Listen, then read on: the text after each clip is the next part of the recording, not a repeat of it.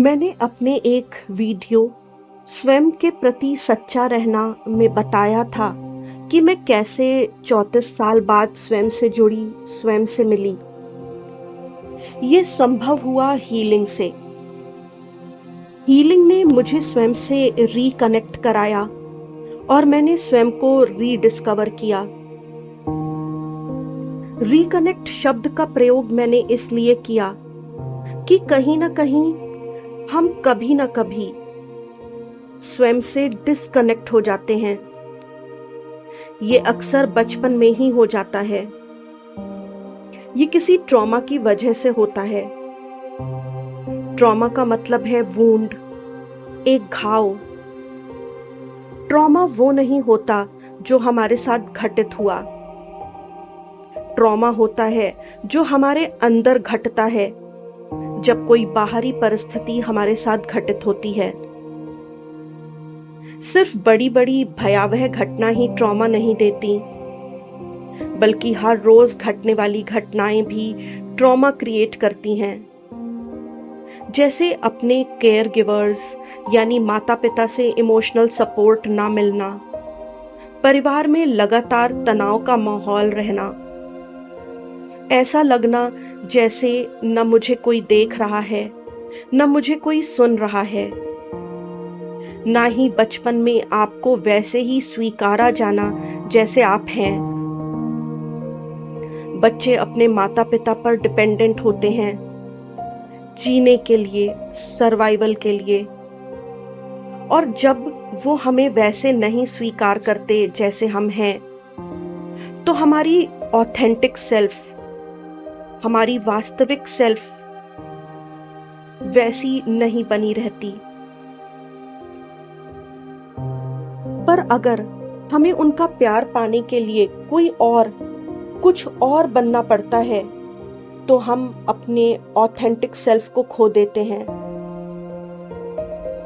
Dan seagull, जो एक child psychiatrist हैं, वो कहते हैं कि यदि बच्चा अपने माता या पिता को या दोनों को बचपन में ही खो देता है, तो वो महसूस करेगा कि सर्वाइवल का खतरा उसके लिए बढ़ गया है। अब वो सर्वाइवल के लिए अपनी ऑथेंटिक नीड्स और फीलिंग्स को सैक्रिफाइस करेगा, फिट इन होने के लिए उनके साथ, जिन पर अब वो निर्भर करता है। पीटर लेवाइन, जो कि सोमैटिक एक्सपीरियंस के क्रिएटर हैं, वो कहते हैं कि बच्चा स्वयं को जिम्मेदार समझने लगता है जब उसे अपने माता पिता या केयर गिवर का प्यार नहीं मिलता। तो वो अपने पेरेंट्स या केयर गिवर की कॉम्पिटेंसी पे शक नहीं करता, बल्कि सोचता है कि कुछ मुझ में ही कमी है जो मुझे प्यार नहीं मिल रहा, और मुझे ही कुछ करना है जिससे कि मुझे प्यार मिले। ये बिलीफ एक पैटर्न को जन्म देता है कि वो कैसे स्वयं को वर्दी बताए। वो अपनी रियल फीलिंग्स और नीड्स को सप्रेस करने लगता है और ऐसे बिहेवियर अपना लेगा जिससे उसे प्यार और अप्रूवल मिले। और वो एक इमोशनल नंबनेस की स्टेट में पहुंच जाता है।